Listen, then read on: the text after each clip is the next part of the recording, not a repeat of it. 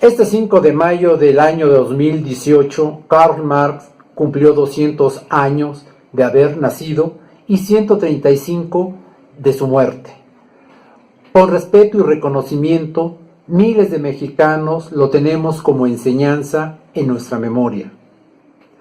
Compañeras y compañeros, mi nombre es Jaime Rangel García.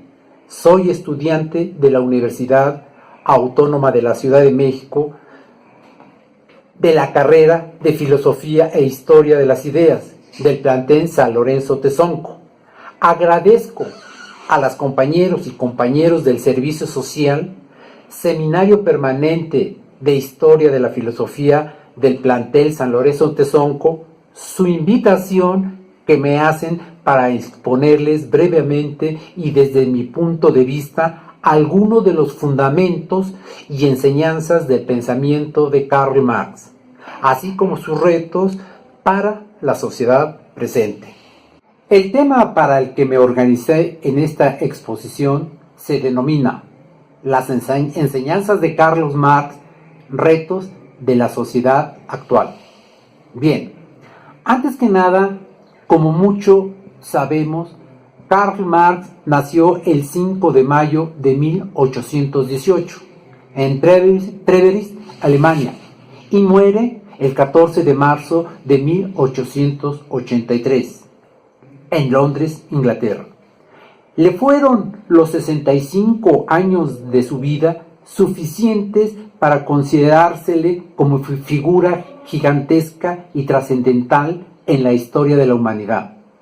Sus principios, sus ideas, sus conocimientos o su teoría caracterizaron no por ser meramente especulativas, es decir, no solo consistieron en interpretar al mundo para dejarlo tal y cual, sino de cambiarlo, o más bien revolucionarlo.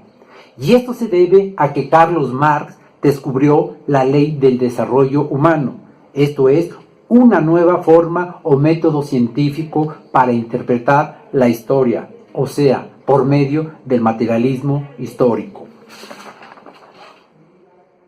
Hacernos preguntas acerca de Marx es indispensable para buscar sus enseñanzas. Por eso planteamos 2 o 3 para entrar al tema que hoy nos ocupa. ¿Para qué estudiar a Marx hoy? ¿Qué provecho o enseñanza nos aporta su conocimiento? ¿Cuáles son los fundamentos principales que Marx propuso como cambios radicales en la concepción materialista de la historia para la humanidad? Intentaré brevemente explicar algunos de los fundamentos principales que en sus distintas obras filosóficas, económicas y científicas postuló para la humanidad. Una de sus primeras obras con las que empieza a dar carácter a su pensamiento son los manuscritos económicos filosóficos de 1844, donde su contribución o enseñanza está dirigida a la explicación del origen del trabajo enajenado, la cual, según Marx, está en la economía política, propiedad privada, la cual antes de la propuesta de Marx no se explicaba sobre las categorías principales como son el trabajo, el capital, la propiedad privada, el dinero, los salarios, etc. Es decir, no se daba a comprender por qué el trabajador descendía a nivel de mercancía. Entonces lo que Marx aportó fue a que la economía política oculta la enajenación en la naturaleza del trabajo, en tanto que no examina la relación directa entre trabajador, trabajo y la producción. Deja claro que el trabajo ocasiona indudablemente maravillas para el rico. Sin embargo, para los pobres ocasiona privaciones. El trabajo produce mansiones, palacios, pero para los pobres el trabajo hace posilgas al propio trabajador. En fin, El trabajo produce inteligencia, pero también estupidez y cretinismo, falta de talento para los trabajadores. Esta propuesta sobre la enajenación será ampliada en sus trabajos posteriores. En la segunda aportación fundamental a su pensamiento está la ley sobre el desarrollo de la historia humana, que no es otra cosa que el materialismo histórico. Esta ley es una de las aportaciones trascendentales a la humanidad. Ahora bien, es en el manifiesto del Partido Comunista de 1848, entre otros trabajos científicos, donde plasma esta nueva concepción de la historia, la cual enseña a concebir las condiciones materiales, en última instancia económicas, que determinan el desarrollo de las sociedades humanas. Y bajo esta concepción se explican los distintos estadios del desarrollo de la humanidad. Además, en esta misma obra, Marx demostró que la historia de la humanidad es una lucha de clases, que las luchas políticas tan diversas y complejas en la historia están intervenidas hacia la toma o conservación del poder político y social entre las clases sociales en turno. Se precisa que en esta concepción de la historia, el hombre se encuentra en una división de clases entre dominantes y dominados, entre explotados y explotadores, llegando así hasta los tiempos modernos, donde las clases sociales, la burguesía y el proletariado, clases antagónicas, se enfrentan en contradicción permanente en el desarrollo de la producción capitalista y por lo tanto en el modo de producción capitalista, al igual que la clase dominante tiene que sucumbir.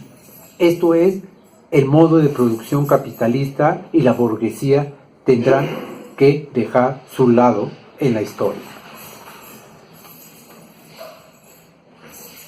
En este sentido, Marx conceptualiza las bases científicas al socialismo, explicando que la burguesía ya cumplió su misión histórica, ya que es un obstáculo y una clase incapaz de dirigir el desarrollo de la sociedad moderna. Toca entonces históricamente a la clase trabajadora en crear o revolucionar un estado de cosas nuevas, que haga posible revolucionariamente la distribución y administración de las riquezas sociales con la finalidad de lograr una organización nueva en la sociedad en la cual exista verdaderamente una igualdad política, social y económica en todas las personas. A este fin se le considera el socialismo científico. Otra obra imprescindible de Marx es la Crítica a la economía política burguesa de 1859.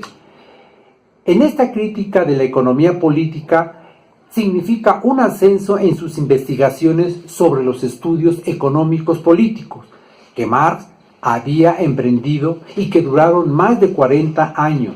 En este producto intelectual, Marx dará su opinión sobre los intereses materiales y las condiciones de vida que existían entre los aldeanos de Molesa, provincia de Alemania, y que eran problemas propios de los terruños vinícolas, y que además se escuchaban posturas sobre el socialismo y el comunismo francés, incoherentes para Marx.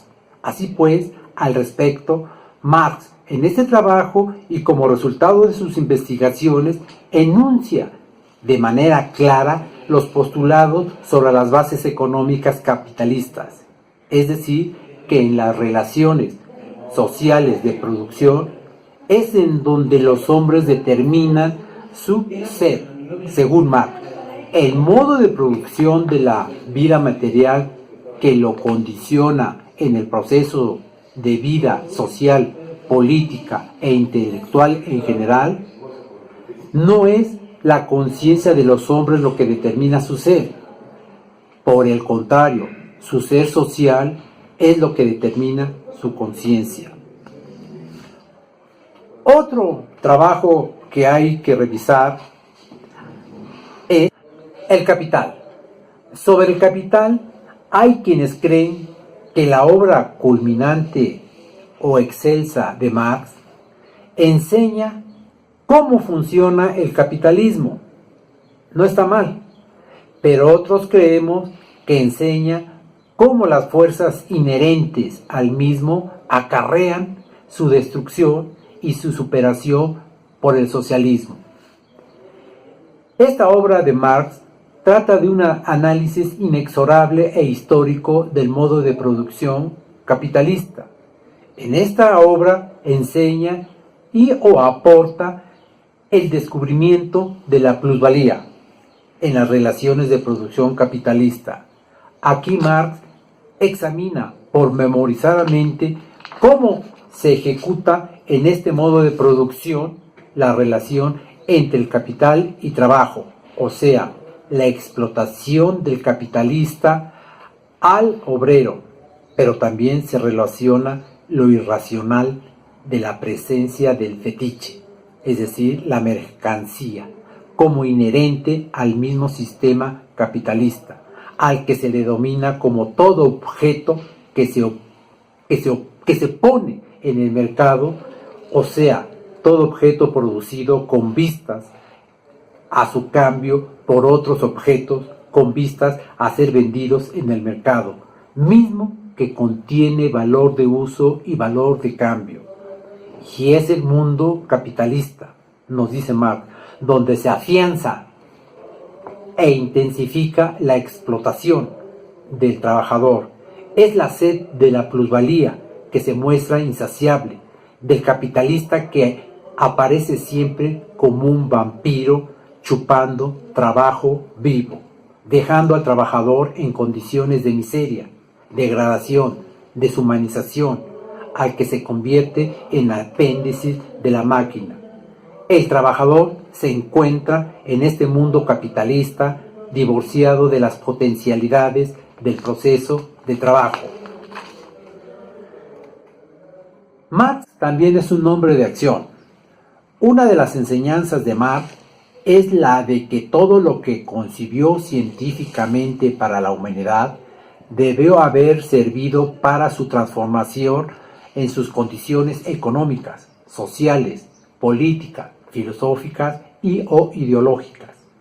Se entiende que para la emancipación de la clase trabajadora había que emprender una lucha teórica práctica, constante para este fin, por lo que Marx, además de sus trabajos científicos, escribió y publicó infinidad de folletos, artículos, panfletos y publicaciones periódicas para infundir en las organizaciones obreras de Alemania, París, Bruselas, Londres y hasta para América la conciencia de sus necesidades y de su misión en la historia de esta clase trabajadora, entre los cuales escribió en la Gaceta del Rin en 1842, en Boulevards de París, periódico radical de 1844, en el New York Tribune de 1852-1861. Lo que quiero decir con esto es que Marx es un hombre de acción revolucionaria, pues contribuyó y cooperó en la construcción y concientización de organizaciones obreras para el derrocamiento y emancipación del proletariado. Además de esto, o como consecuencia a estos trabajos de concientización, fue el gran fundador de la primera Asociación Internacional de Trabajadores que agrupó a la clase obrera de los países de Europa y América. Conclusión: Marx ha sido ayer y hoy denostado, tanto por la burguesía como de sus empleados. No han podido desquebrajar su estructura de pensamiento, ni mucho menos proponer teoría alternativa al modo de producción capitalista. Así pues, y después de 200 años de su nacimiento, Karl Marx sigue vivo es vigente y alcanzable sus visiones sobre la humanidad. Su crítica al modo de producción capitalista siguen siendo inigualables. En las sociedades actuales nos quedan los desafíos o los retos para cambiar, transformar o revolucionar a este modo de producción capitalista con visión marxista. Es cuanto. Nada humano me es ajeno.